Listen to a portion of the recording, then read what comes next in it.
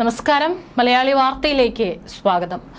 പത്തനംതിട്ടയിൽ ആറന്മുള ആംബുലൻസ് പീഡനം കോടതിയിലെത്തിയപ്പോൾ ഏറെ അപൂർവതകളുള്ള ഒന്നായി മാറിയിരിക്കുകയാണ്. രാജ്യത്താദ്യമായി പട്ടികജാതി പട്ടികവർഗ പീഡന നിരോധന നിയമപ്രകാരം വിചാരണ പൂർണ്ണമായും വീഡിയോയിൽ പകർത്താൻ ഹൈക്കോടതി ഉത്തരവിട്ട കേസാണിത്.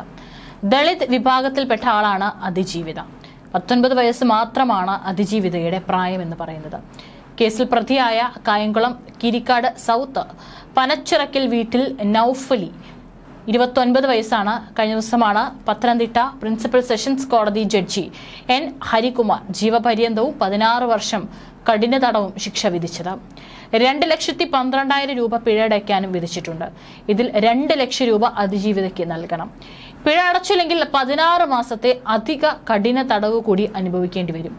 ദേഹോപദ്രവമേൽപ്പിക്കൽ, സ്ത്രീത്വത്തെ അപമാനിക്കൽ, ബലാത്സംഗം, പട്ടികജാതി പട്ടികവർഗ വിഭാഗങ്ങൾക്കെതിരായ അതിക്രമങ്ങൾ തടയൽ വകുപ്പുകൾ പ്രകാരം കുറ്റക്കാരനെന്ന് കോടതി കണ്ടെത്തി ശിക്ഷിച്ചിരിക്കുന്നത്. വിവാഹിതരും ഒരു കുട്ടിയുടെ പിതാവുമാണ് പ്രതി. എന്നിട്ടാണ് ഇത്തരത്തിൽ മറ്റൊരു തൻ്റെ ആരോഗ്യം ക്ഷയിച്ചപ്പോൾ സഹായം തേടിയ ഒരു പെൺകുട്ടിയെ ഇത്തരത്തിൽ ആ പെൺകുട്ടിയോട് അതിക്രൂരമായി തന്നെ പെരുമാറാൻ ഈ പ്രതിക്ക് എങ്ങനെ സാധിച്ചു എന്നുള്ളതാണ് ഒരു ചോദ്യം.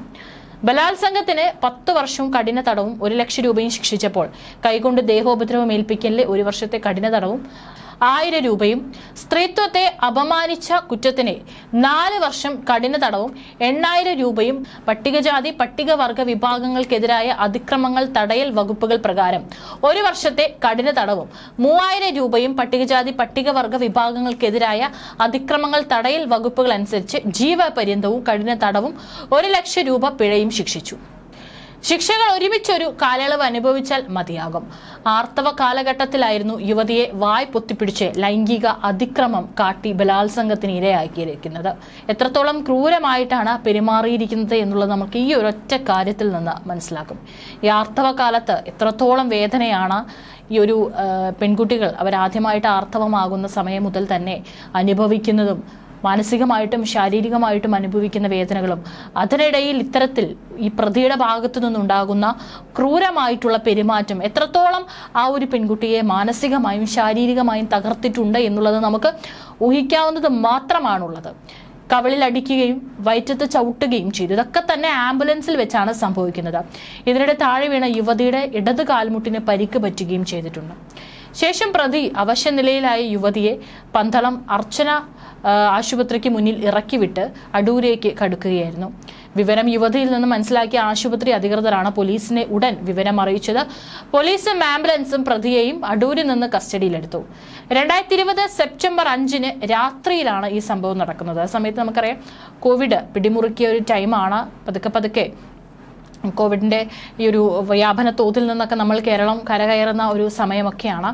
ഈ സമയത്താണ് കോവിഡ് രോഗബാധിതയായ 19-കാരിയെയും ആംബുലൻസ് ഡ്രൈവറായ പ്രതി വാഹനം പന്തളത്തെ ചികിത്സാ കേന്ദ്രത്തിൽ പോകാതെ വഴിതിരിച്ചുവിട്ട് കടത്തിക്കൊണ്ടു പോകുകയും തുടർന്ന് ആറന്മുള വിമാനത്താവള പദ്ധതിക്കുള്ള ഭൂമിയിൽ വിജനമായ സ്ഥലത്തെത്തിച്ച ശേഷം ക്രൂരമായ പീഡനങ്ങൾക്ക് ഇരയാക്കുകയും ചെയ്തത്. ഈ നമുക്കറിയാം ആംബുലൻസിൽ രോഗി പുറകുവശത്തായിരിക്കും. ആ സമയത്തും എവിടേക്കാണ് പോകുന്നത് എന്ന് പെൺകുട്ടി അറിഞ്ഞില്ല. ഒന്നാമത് കോവിഡ് പോസിറ്റീവായ സമയമായിരുന്നു. അതുകൊണ്ട് തന്നെ അവശ്യമായിരുന്നു. വാഹനം ചെന്ന് നിർത്തിയപ്പോൾ ഒരുപക്ഷെ അത് ആശുപത്രിയിലായിരിക്കും നിർത്തിയിട്ടുണ്ടാവുക എന്നുള്ളത് കരുതിക്കാണ്. പക്ഷേ പ്രതി കൃത്യമായി പ്ലാൻ ചെയ്താണ് ആരും എത്താത്ത സ്ഥലത്ത് പെൺകുട്ടിയെ കൊണ്ടെത്തിച്ചത്. മാത്രമല്ല പീഡനത്തിന് ഇരയാക്കുകയും ചെയ്തത്. 2020 ഏപ്രിൽ 7 മുതൽ കോവിഡുമായി ബന്ധപ്പെട്ട് അടൂർ ജനറൽ ആശുപത്രി കേന്ദ്രീകരിച്ച് 108 ആംബുലൻസിന്റെ ഡ്രൈവിംഗ് ഡ്യൂട്ടിയിലായിരുന്നു പ്രതി.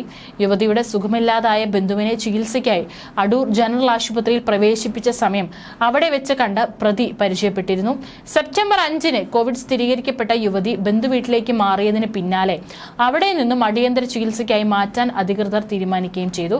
എമർജൻസി മെഡിക്കൽ ടെക്നീഷ്യനുമായി യുവതിയെയും മറ്റൊരു സ്ത്രീയുമായി വന്ന ആംബുലൻസ് ഡ്രൈവറിൽ നിന്നും പ്രതി ഡ്യൂട്ടി ചോദിച്ചു വാങ്ങി സംഭവ ദിവസം രാത്രി 11:22 അടൂർ ജനറൽ ആശുപത്രിയുടെ മുന്നിൽ നിന്നും ഇയാൾ ഓടിക്കുന്ന ആംബുലൻസിൽ മാറിക്കയറ്റി കൊണ്ടുപോവുകയാണ് ഉണ്ടായത്.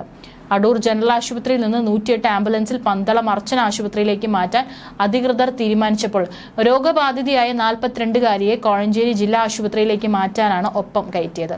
എന്നാൽ പിന്നീട് നൌഫൽ ഇടപെട്ട് രോഗികളെ തന്റെ ആംബുലൻസിൽ കയറ്റിക്കൊണ്ടു പോവുകയായിരുന്നു. ആദ്യ യുവതിയെ പന്തളം അർച്ചന ആശുപത്രിയിലും കോവിഡ് സെന്ററിലാക്കാനും പിന്നീട് സ്ത്രീയെ കോഴഞ്ചേരി ജില്ലാ ആശുപത്രിയിൽ പ്രവേശിപ്പിക്കാനുമായിരുന്നു നിർദ്ദേശം. എന്നാൽ ഇങ്ങനെ ചെയ്യാതെ യുവതിയുമായി പ്രതി ആദ്യം കോഴഞ്ചേരിക്ക് പോയി തിരിച്ചു വരും വഴി ആറന്മുളയിലെ വിമാനത്താവള പദ്ധതി പ്രദേശത്ത് ഒഴിഞ്ഞ സ്ഥലത്ത് വാഹനം ഒതുക്കി രാത്രി 12-ന് ശേഷം യുവതിയെ മർദ്ദിക്കുകയും തുടർന്ന് ക്രൂരമായ ലൈംഗിക പീഡനത്തിന് വിധേയമാക്കുകയും ചെയ്തു.